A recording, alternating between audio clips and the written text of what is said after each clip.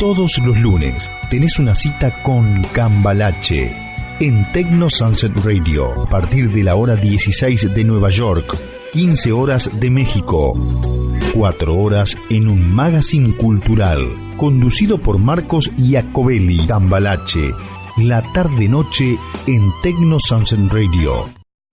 Tengan ustedes muy buenos días, buenas tardes, buenas noches, dependiendo del sitio donde se encuentren. Reciban los saludos cordiales de Marco Iacobelli, que está transmitiendo a través de los estudios A de Cuautitlán Izcalli en el Estado de México. Estamos en 33 HF Estéreo Digital de León Mister, Massachusetts, y también en Radio Estéreo Mesapa de Houston, Texas. Un saludo para el director Olvin Pacheco de Radio Mesapa. Un saludo para Quique Fernández de 33 HF Estéreo Digital. Y se retransmite también los viernes por Radio Difusora Santa Rosa de Bragado. Saludamos a su director Roberto Rizzo Marchese. Hoy vamos a tener en directo desde la ciudad de Valencia, en España, en el espacio literario, Cita con la Orden, con el ilustrísimo Juan Benito Rodríguez Manzanares.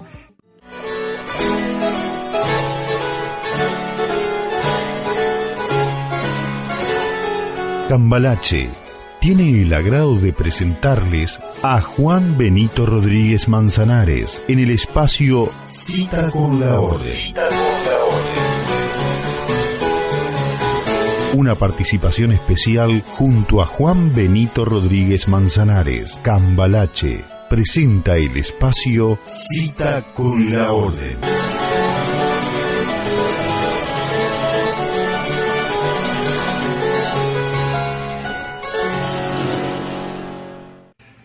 Y así le damos las muy buenas noches, buenas tardes, buenas noches, dependiendo del sitio donde se encuentren, a Juan Benito Rodríguez Manzanares, desde la ciudad de Valencia. Muy buenas noches, Juan, ¿qué tal? ¿Cómo estás? Hola, muy buenas noches, Marcos. Exactamente, en Valencia es de noche, son las 11 de la noche y hace una noche veraniega. Aunque estamos en primavera, ya podemos ir con manga corta y podemos ir tranquilamente cambiando el vestuario de los armarios.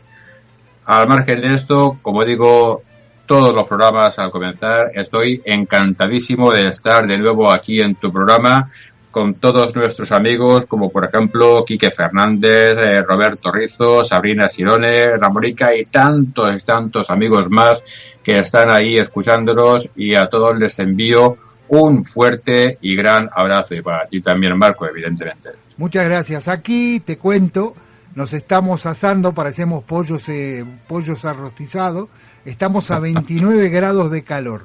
Te puedo asegurar que anoche se llegó a la temperatura de 31 grados a la noche, ya es sofocante y estamos en primavera. No sé lo que nos va a deparar el verano, Juan. Pues con 30 y tantos grados en primavera, prepararos para un verano de esos que sobra hasta la piel del cuerpo. Un buen aire acondicionado tiene la culpa y no os despeguéis de él. Exacto. ¿Qué nos tienes preparado hoy, Juan?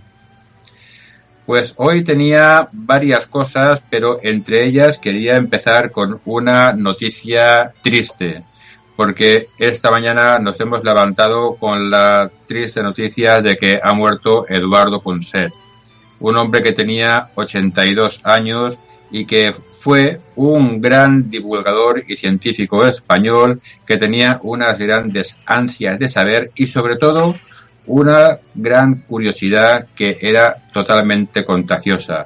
Además, sus trabajos eran presentados en las facultades de diferentes universidades para que fueran estudiados prácticamente como si fueran lecciones magistrales. Podemos decir que hemos perdido a una gran persona, a un gran erudito y a alguien que va a ser difícil de reponer de alguna manera. Bueno, nos unimos a este dolor porque las personas de las letras siempre nos enriquecen el corazón con sus escritos. Así que descanse en paz y un sentido pésame a la familia, Juan. Muchas gracias. Que así sea. Así nos hemos unido todos y ese es el sentir y el sentimiento que tenemos aquí en España. Ahora quisiera continuar con algo un poco más alegre. Desde una entidad que se llama Rogle Constantin Llombart. Constantin Llombart fue una persona de la cual ahora voy a hablar un poquitito. Se ha publicado hace muy poquitas fechas un libro que es un poemario y además es un ensayo donde se habla de la vida, la obra y todos los hechos y milagros, como suele decirse, de Constantin Llombart, en el cual he participado yo con una poesía que he titulado tan simple como a Constantin Llombart. El título no es que sea muy original, pero así me salió. Se titula A Constantin Llombart. La poesía es en valenciano, pero aunque realmente nuestros amigos, nuestros oyentes, no lleguen a entender exactamente la poesía, me gustaría, con tu permiso, poder leerla para también dejar constancia un poquito de la lengua valenciana a nivel mundial, si te parece bien. Claro que sí, Juan. Adelante. Pues antes de hablar de Constantin Llombart, que se merece no solamente la reseña que voy a hacer, la breve reseña que voy a hacer, se merecería un programa entero. Aparte de eso, aquí tengo mi pequeño homenaje a Constantin Llombart. Avui vull rendir homenatge a un home de gran coratge, que encara molt a pesar de no voldre estudiar, a tots mos va regalar una vida sense par. Compromès en nostra història, la nostra llengua i memòria, fent de son humil llinatge un gran prohom que admirara de manera molt notòria.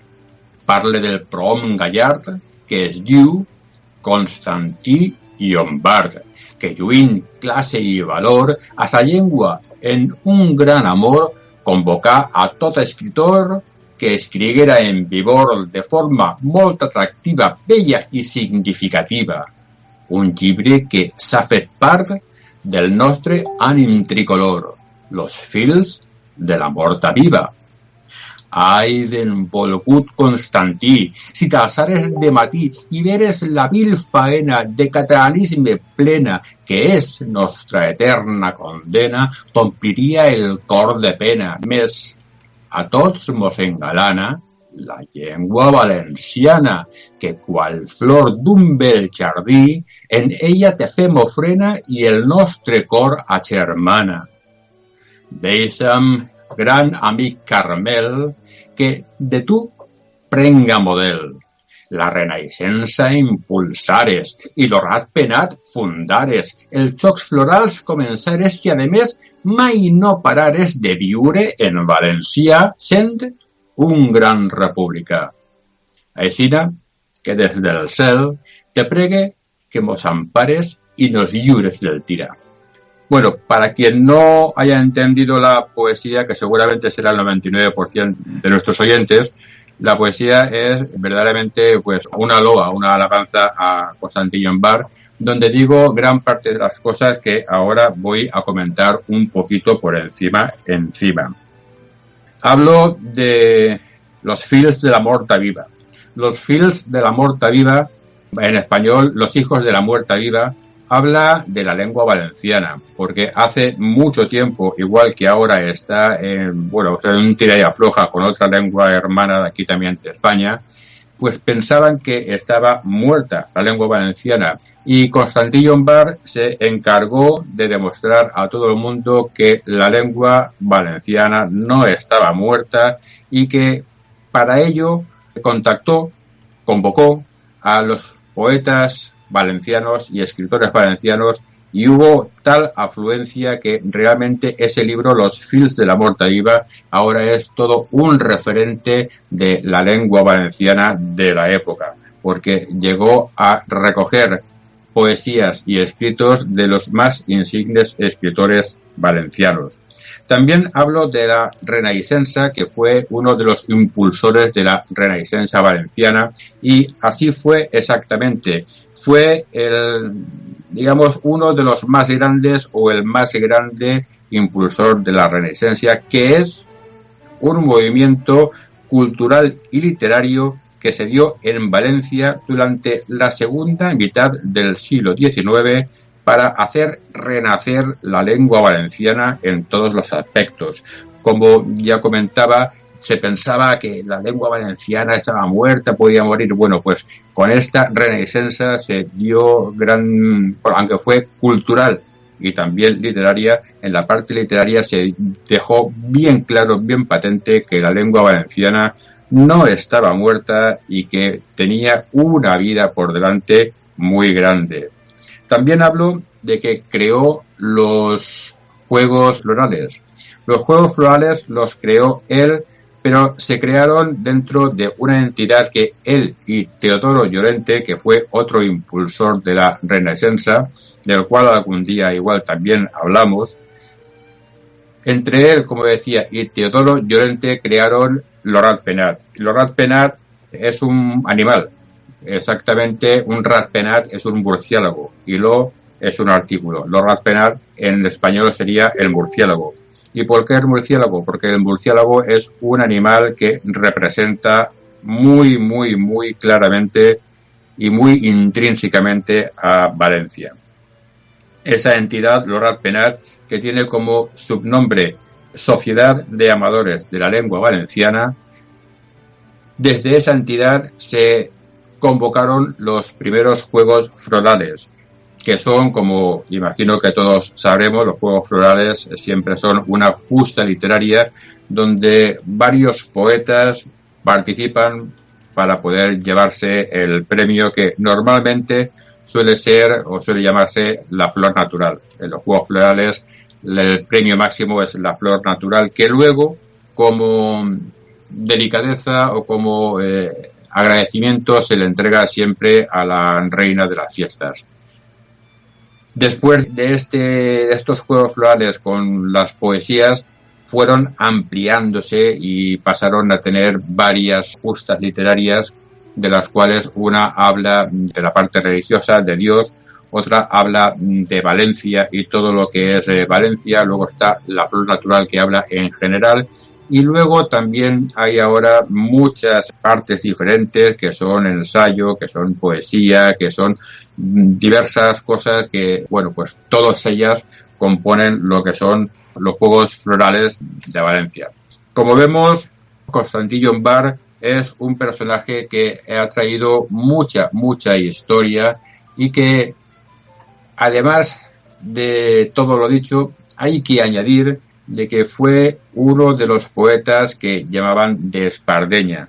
Dentro de la poesía valenciana de mitad del XIX, del siglo XIX y en adelante, podemos diferenciar dos grandes ramas de la poesía, una que llamaban de Guante y otra que llamaban de Espardeña. La de Guante era la que era culta, con muchas palabras altisonantes, rimbombantes, donde primaba mucho que quedara con muchas florituras la poesía, y la de Espardeña era una poesía más bien sencilla, simple, cercana al pueblo, incluso utilizando algún tipo de vulgarismo. Esa poesía fue la que cultivó básicamente Constantí Llombart. Pero a pesar de eso, podemos decir que Constantí Llombart fue una de las grandes personas, uno de los grandes poetas que han marcado la poética valenciana. Y como curiosidad extra o añadida, puedo decir que Constantí Llombart es el seudónimo. Él realmente se llama Carmel Navarro y Llombart Sastre. ¿Qué te parece la vida de Constantí Llombart? La verdad, uno no, ¿cómo se dice? Desconozco, ¿no? Pero tú siempre nos ilustras y eso ¿cómo se dice? Nos ilustras y nos educas, porque aprendemos muchas cosas, como por ejemplo la gente tuvo la suerte de poder escuchar a Juan Benito recitar en valenciano y después explicárselos. Es otra lengua, es una lengua antiquísima. ¿Cuántos años puede tener la lengua valenciana? ¿Cómo se hablaba en aquella época? Pues según la Universidad de Valencia admite que en el medievo ya había un caldo de cultivo que se podría llamar el valenciano medieval. O sea que podemos hablar de bastantes siglos. Lo que pasa, evidentemente, es que como lengua valenciana, como se entiende ahora, no es la que se puede hablar en el medievo, evidentemente. Ha ido evolucionando, teniendo aportaciones de diferentes lenguas, de las que han pasado por aquí, por la península, y todas han ido dejando su granito de arena y todo ha conformado lo que ahora actualmente es la lengua valenciana. Pero desde que la Universidad de Valencia admite que se podría hablar o hay un caldo de cultivo, podemos hablar de bastantes siglos. Fíjate, qué increíble, ¿no? Mira, acá, a ver, Maite Julia Ferreis está escuchando el programa y dice, feliz emisión, te estoy excusó. ¿Cómo se dice en valenciano? Excusó. Te escucho. Entonces no, escribió. Escuchó. Pensé que lo había puesto en valenciano. Dice, yo soy valenciana. Gracias por el programa. Maite, Pues si eres valenciana y hablas valenciano, imagino que la poesía la habrás entendido y te habrá llegado, e incluso seguramente conocerás a Constantino Bar y sabrás pues lo que acabo de decir, que fue una de las personas que más han marcado la trayectoria de la poética mundial, la poética valenciana desde que él estuvo en marcha. Fíjate, pero bueno. Puedo decir un poco para completar lo que es la biografía, esta simple biografía, estas 4 líneas, que aparte del libro Los fils de la morta viva, donde él convocó a todos los poetas de la época, poetas y escritores, él destacó por 2 libros en concreto, uno que fue un ensayo de ortografía valenciana, uno de los tantos ensayos y ortografías que han habido dentro de la lengua valenciana, y sobre todo destacó por lo que se llama el diccionario Script, un diccionario que él no inició, pero sí que él puso todo lo que pudo poner, toda su sabiduría, tiempo y gracia para que ese diccionario se acabara y pudiera ver la luz. El diccionario Script fue un diccionario bastante utilizado y muy representativo dentro de la lengua valenciana. Mira qué bien. Acá Maite me está dando lecciones de valenciano, ¿eh? Te escolte. Eso quiere decir que te escucha. Exacto. Te escolte es que te escucho. Bueno, para que veas que nos están escuchando en directo y hay una ascoltatora, como digo en italiano, que mezcla valenciana con nosotros. Yo también. ¿Sabes qué tiene? Es decir, si lo analizamos fríamente, Juan, el italiano, yo aprendí un poco de valenciano, está bien, mirando Canal Nou cuando vivía en Petrer, pero al mismo tiempo notaba que había muchas palabras que se asociaban con el italiano. En el sentido, cosas que no, yo decía, pucha, qué increíble. Pero bueno, ahí está, algunas cosas aprendí, bueno, sobre todo si lo escucho, si lo entiendo, mejor lo escucho que lo hablo, eso sí. Bueno, antes de hacer un comentario al hilo de lo que estás diciendo, a nuestra oyente y a todas las personas que nos estén escuchando desde Valencia y entiendan el valenciano, que muchas gracias de nuevo por estar ahí y que quedo pues al servicio de todas las personas que hablen valenciano, que hablen español también, evidentemente, y que si me escolta y vuol parlar en valencià, pues en qualsevol moment podem parlar en valencià. Le acabo de decir que si me escucha y quiere hablar en valenciano, en cualquier momento podemos hablar en valenciano. Fíjate, espera Juan, porque acá llega otro mensaje. Los chicos del Chiringuito, Franco del Chiringuito argentino y Giovanna, dice si puedes hacer un saludo para ellos en valenciano.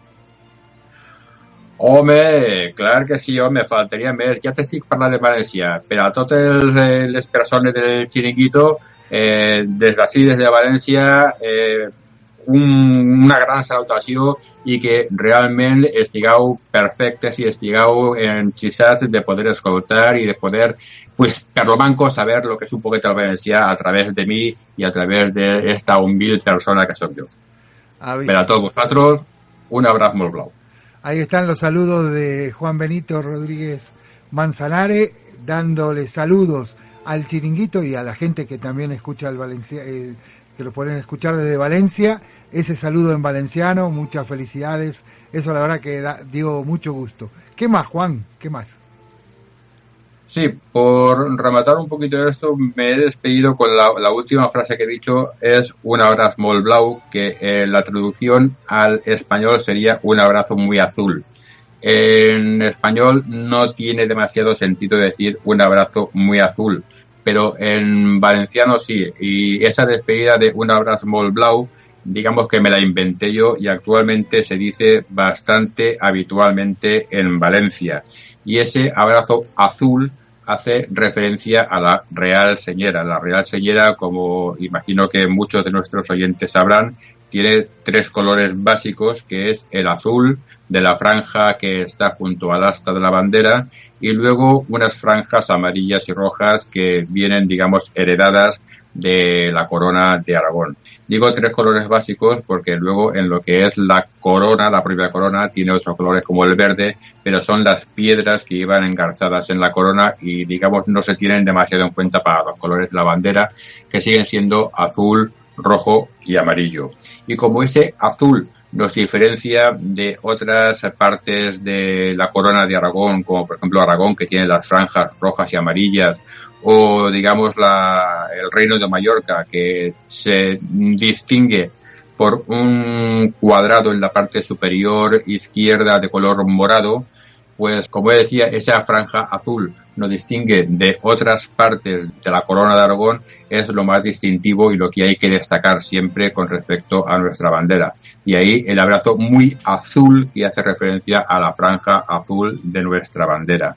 Por ello, digamos que ha sido tan bien recibido y que ha sido, pues, vamos, la despedida que ahora habitualmente entre la gente valencianista se está utilizando más que otra cosa. Fíjate. Y para mí, claro, para mí es un gran honor que otra cosa que he sacado, digamos, de mi manga, ¿no?, se esté utilizando, pues, habitualmente entre la gente valencianista. Al igual que la rima JB se está empleando en todo el mundo prácticamente. Ahora comentaré un par de cosas sobre la rima JB. Pues bueno, siempre es importante y siempre es para una persona, para mí, saber que lo que tú has hecho, pues hay gente que lo está siguiendo. Es importante. Exacto. Qué bonito. Me gustó un abrazo en azul. Aparte sí, el azul, un abrazo muy azul. El azul es muy, como se dice, también es mi color. Sí, el azul es muy bonito. Y de hecho, no sin meternos en ninguna harina, antes el azul era el color de las chicas y el rosa el de los chicos. Hasta que se cambió por cuestiones que vinieron y cambió y pasó el rosa ser de las chicas y el azul de los chicos. Pero el azul es un color que siempre ha estado ahí y que representa a todos. Es muy bonito el azul.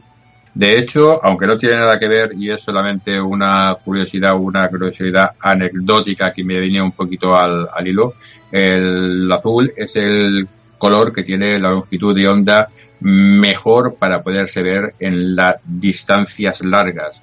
Por eso algunos colores de coches policiales y demás utilizan mucho el azul porque se ve desde muy lejos.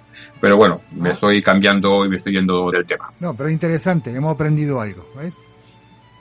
Bueno, pues pasemos, si te parece, a otra cosa. Y otra cosa es que no sé si fue el programa anterior o el otro, comenté que cuando estuviera el libro que recoge las 6 primeras conferencias que impartí en el Ateneo Mercantil de Valencia, lo diría por si alguna persona está interesada. Pues bueno, el libro ya está a la venta en Amazon, se llama Órdenes de Caballería, Militares y Hospitalaria, tomo primero, y es tomo primero porque la segunda parte del ciclo de conferencias ya está aprobada. Comenzamos en octubre.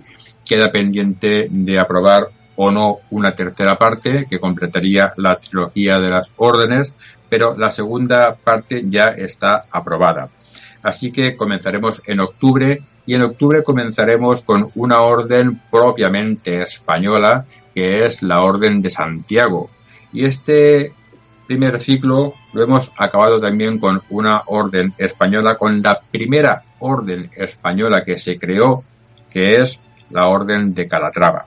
La segunda parte del ciclo acabaría con la primera y única orden que fue puramente valenciana, que es la Orden de Montesa.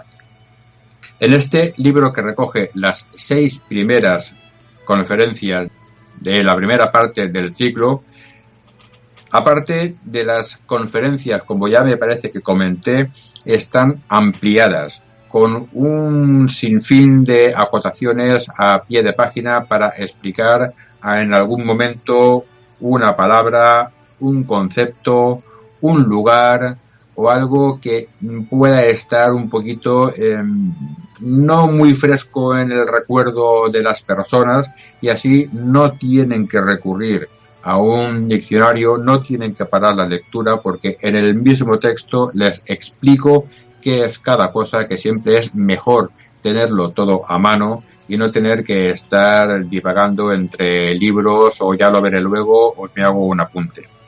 Las órdenes que se recogen en este primer tomo son la Orden del Santo Sepulcro, la Orden de Malta, la Orden de los Templarios, la Orden de San Lázaro, la Orden de San Esteban de Hungría y la Orden de Calatrava.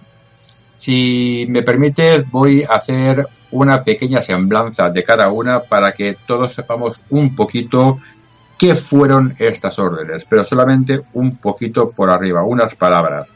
La primera, la Orden del Santo Sepulcro, su nombre correcto, el nombre oficial es Orden de Caballería del Santo Sepulcro de Jerusalén.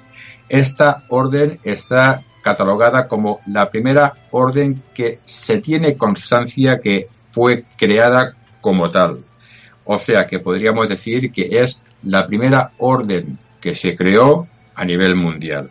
Se creó en Tierra Santa, como las primeras órdenes, todas se crearon en Tierra Santa. Luego, poco a poco, cada país, cada lugar empezó a tener sus propias órdenes, pero las 3-4 primeras se crearon en Tierra Santa.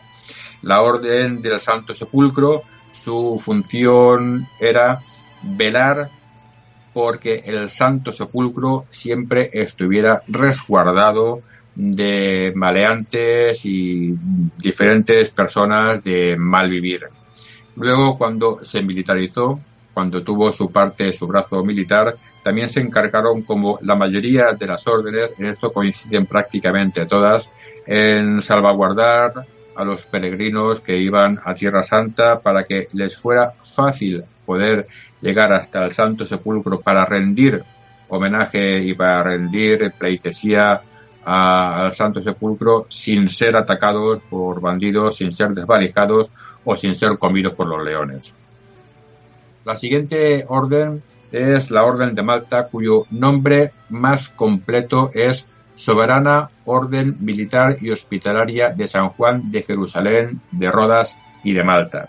Este nombre hace referencia, sobre todo en su parte final, a los lugares donde estuvo asentada la orden y permaneció más tiempo, dando como resultado que en algunos casos incluso ha cambiado su nombre entero.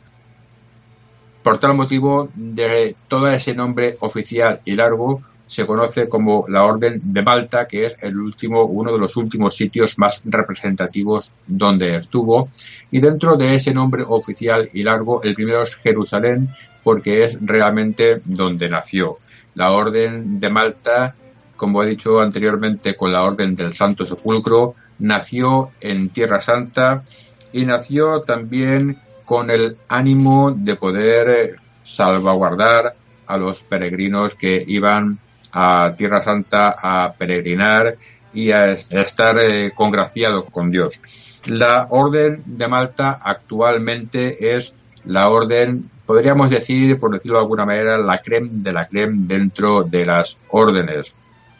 La misma dispone de un brazo que es de voluntariado, donde todas las personas que están como voluntarios ejercen o tienen un papel fundamental dentro de la orden, puesto que no solamente tiene la Orden de Malta esa parte donde están los caballeros, donde están las personas, digamos, de poder, la que tienen dinero y contactos, sino que la parte, digamos, fundamental de la Orden de Malta son su voluntariado, que son las personas que, pase lo que pase, donde sea, en cualquier parte del mundo, ahí están siempre y ahí está la Orden de Malta. Actualmente, la Orden de Malta, como otras órdenes, como bastantes de ellas, mantienen hospitales, de ahí su nombre de hospitalaria.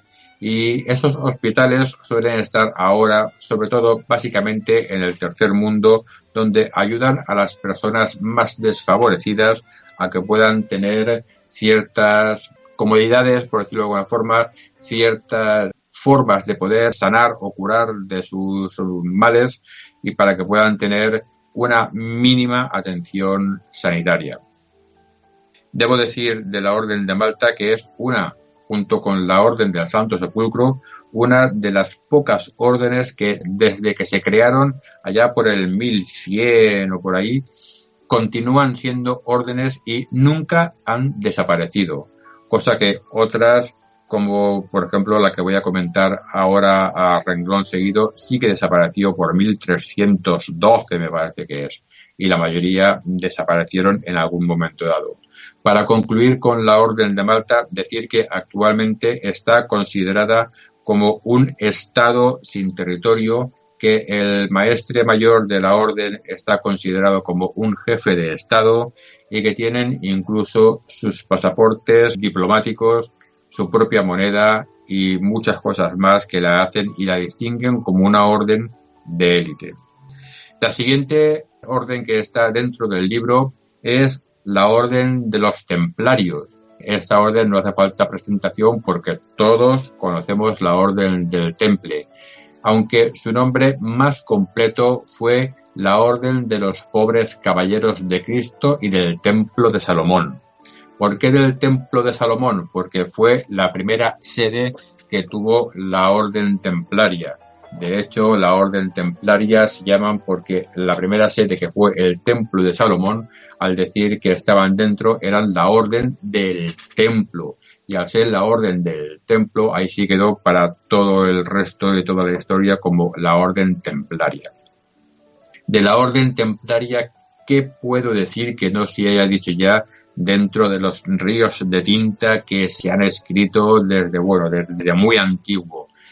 Pero podría decir que fue una orden puramente militar, no una orden que nació para militarizar una orden hospitalaria, sino que fue la primera orden militar que nació y de la cual posteriormente las órdenes militares y los brazos militares y otras órdenes tomaron su forma de hacer y la tomaron como una imagen en la que reflejarse para poder hacer sus propias brazos militares o sus propias órdenes militares.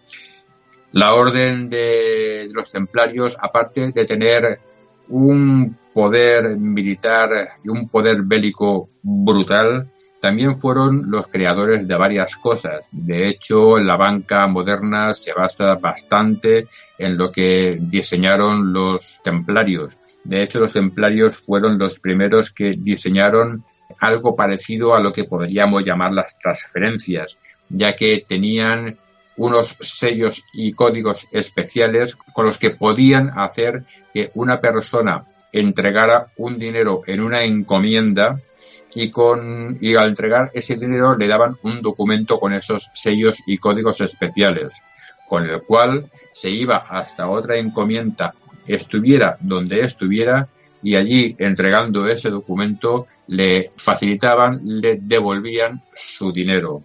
Eso realmente fue algo avanzadísimo para su época. De hecho, en muchas cortes de reyes de la época, los que estaban manejando el dinero eran templarios, porque eran esas personas que realmente sabían no solo qué hacer en el campo de batalla, sino qué hacer con el dinero. Fueron realmente algo impresionante. De la Orden del Temple como ya dijimos, me parece que fue el programa pasado, vamos a hacer unos programas especiales. De hecho, ya he contactado con un par de personas para hacerles unas grandes entrevistas. Un par de personas que cuando digan quiénes son, se darán cuenta que son personas representativas dentro de la Orden Templaria, y que espero que esos programas sean del agrado de todos. Y aunque sé que casi seguro va a ser que sí, porque como decía al principio, la Orden Templaria es una orden que siempre levanta el ánimo y levanta sobre todo polémicas. La siguiente orden que está en el libro que acabo de publicar sobre las órdenes de caballería, militares y hospitalarias es la Orden de San Lázaro. Su nombre correcto y completo es Orden Militar y Hospitalaria de San Lázaro de Jerusalén. Al decir de Jerusalén, también habrán imaginado nuestros oyentes que nació en Tierra Santa. Y además nació como una escisión de la Orden de Malta, ya que uno de los maestres pensó que, aparte de ser una orden hospitalaria donde se atendía a cualquier persona de cualquier condición social, incluso de cualquier religión, en aquel tiempo, como había una enfermedad que era verdaderamente una plaga, que era la lepra, decidieron hacer una leprosería aparte, un lazareto aparte, para poder sanar, para poder atender a los enfermos de lepra. Este nuevo hospital, este nuevo edificio, se construyó primero extramuros de lo que era la ciudad de Jerusalén, incluso para alejar de alguna manera los enfermos leprosos del resto de la población. Y luego, poco a poco, esta excisión fue tomando carácter propio, hasta el punto que llegó a tener su propia regla, su propia forma de actuar, su propio ordenamiento interno, y esto hizo que la Orden de San Lázaro tomara sus propios caminos al margen de la Orden de San Juan, de donde había nacido. Esto causó que entre la Orden de San Juan y la Orden de San Lázaro hubieran ciertas rivalidades hasta hace realmente muy poquito tiempo, donde la Orden de San Juan realmente desestimó todo lo que estaba decidida a conseguir de la Orden de San Lázaro, que era que se unieran a ellos. Y ahora actualmente ya están consideradas, bueno, actualmente ya hace bastante tiempo están consideradas como dos órdenes totalmente separadas e diferenciadas. La Orden de San Lázaro y la Orden de San Juan del Hospital. La Orden de San Lázaro, como comentaba, dedicada en exclusiva a sanar, a cuidar a los enfermos de lepra.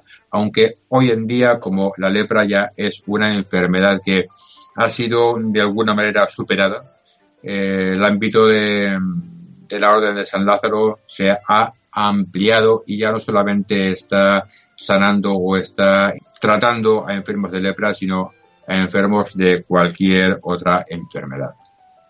La siguiente orden que aparece en el libro es la Orden de San Esteban de Hungría, cuyo nombre completo y oficial es Imperial y Real Orden de San Esteban de Hungría.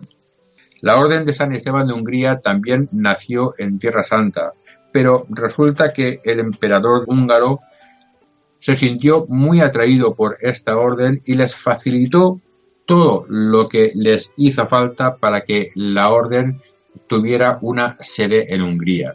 La orden tuvo una sede en Hungría, evidentemente, comenzó a florecer en Hungría y poco a poco, digamos que dejó sus raíces un poquito al margen para centrarse en Hungría. En Hungría realmente fue donde tuvo todo su esplendor, donde realmente desarrolló todas sus capacidades y donde realmente tuvo esa forma o ese momento dulce hasta que desapareció. Y digo hasta que desapareció porque, al igual que la Orden de San Lázaro, que no lo había comentado, pero lo comento, también desapareció en cierto momento y luego fue refundada, la Orden de San Esteban de Hungría también desapareció. Desapareció tras una guerra bastante cruenta, en la que tras ella, digamos que no quedó ningún miembro perteneciente a la orden, o eso se piensa, porque tras esa guerra nunca más se volvió a hablar de los miembros de la Orden de San Esteban de Hungría. Pasados más de 100 años, se volvió a refundar, pero ya no tuvo el carácter caballeresco y militar que tuvo en sus principios, sino más bien un carácter nobiliario. Ese carácter nobiliario también desapareció cuando llegaron los problemas con los países del este, los países comunistas, y Hungría dejó de ser un reino, y al dejar de ser un reino, la orden también desapareció porque estaba unida al reino. Luego, años más tarde, ya en 2011 o 13, el dirigente, el mandatario de Hungría, decidió volver a refundar la orden, pero ya solamente es una condecoración nobiliaria que entregan a quien creen que lo merece dentro cada uno de su campo de acción, sea un militar destacado, un político destacado o un artista destacado. Y la última orden que aparece en el libro es la Orden de Calatrava. La Orden de Calatrava, como comentaba al principio, es la primera orden que se creó en España. Y se creó para intentar o velar porque los musulmanes no conquistaran Toledo, no conquistaran España, no conquistaran más allá de lo que ya lo habían hecho, porque las tropas, los reyes cristianos habían conseguido de alguna manera volver atrás lo conseguido o lo conquistado por los musulmanes, y Calatrava era un punto estratégico para poder tener a los musulmanes, digamos, un poquito controlados. Esa fue la fundación de la Orden de Calatrava, mantener un poquito a raya al poder musulmán para que no fuera más allá. De hecho, podría comentar que muchas de las órdenes, por no decir todas, siempre lucharon contra los musulmanes, ya fueran otomanos, ya fueran del norte de África, ya fueran de la parte de Asia, pero ahí siempre lucharon contra los musulmanes. La Orden de Calatrava llegó un momento dado de su historia donde la decadencia y la falta de peleas, de luchas contra los musulmanes, hizo que también decayera o no fuera tan necesaria, porque como todos sabemos ya no se pelean con los musulmanes con espadas como se hacía antes, y entonces la orden cayó un poco en falta de necesidad de su uso. En ese caso, los reyes de España, que en ese momento eran Isabel y Fernando, pues decidieron que a partir de que muriera el último maestre, cogería España el gran maestrazgo de la orden. Y así es hasta ahora. Con lo que quiero decir que todos los reyes de España son gran maestre de la orden. Y nuestro actual rey de España, Felipe VI, es gran maestre de la Orden de Calatrava. Y estas son las 6 primeras órdenes que aparecen en el libro, y si alguna persona está interesado o interesada en comprar el libro, lo puede encontrar en Amazon. El libro se llama Órdenes de Caballería, Militares y Hospitalarias, tomo primero, y como escritor estoy yo, Juan Benito Rodríguez Manzanares. Para concluir el tema del libro, podría decir, es importante, que el prólogo está realizado por Su Alteza Imperial y Real el Príncipe Don Sergio Jesús Paleólogo Pasayo, perteneciente a la Casa Bizantina y sucesor, o está en línea directa con Bizancio. Y entonces eso también es importante y es un valor añadido para el libro. Increíble. La verdad que nos has hecho un poco, dado la historia, ¿no?, de las órdenes, que muchos, yo creo que muchos desconocen este tipo de órdenes como yo, y nos quedamos totalmente atontados, ¿no? Mira, desde recibe Saludos de Mayela García desde la isla de Malta. Tú que estabas hablando de la Orden de Malta, dice, te saludamos desde aquí, desde Malta. Gracias por y veremos de comprar el libro. Ahí está. Aparte ya has dado por dónde pueden encontrarlo. Bueno, Juan, nosotros... Muchas gracias por tu comentario y por la intención de comprar el libro. Si así lo haces, ya me contarás qué opinión te merece. Juan, ¿dejamos lo que tenías preparado de los premios para la semana que viene? Sí, perfecto. Bueno, y te lo agradecemos aquí, Franco también, de acá de Cuautitlán Izcalli, dice, muchas gracias por la charla instructiva donde aprendemos lo que son las órdenes. Entonces, claro, nosotros pertenecemos a la orden de Cita con la Orden. Ahí estamos, nosotros pertenecemos a la Orden Poético-Literaria Juan Benito, que algún día también hablaremos ampliamente de ella. Ahí está. Claro que sí. Bueno, Juan, gracias. Nos sentimos el miércoles próximo, la semana próxima contigo, y gracias por estar con nosotros y por esta clase magistral de historia. De acuerdo, con tu permiso, si te parece, me gustaría acabar con algo que, si te parece bien, sí, lo haremos prácticamente todas las semanas, que es dejar una frase, la frase de la semana. Vale. Esta frase es una frase que, digamos, es de carácter popular. No tengo una persona exactamente quien la haya dicho, pero me gustó mucho, que es: la muerte está tan segura de su victoria que nos da toda una vida de ventaja. Me pareció realmente una frase fuerte, lapidaria y apoteósica. Sí. Bueno, pues como decías, Marco, nos sentimos la semana próxima y siempre quedo a tu servicio y al de nuestros radioyentes. Claro que sí. Te deseamos buena noche.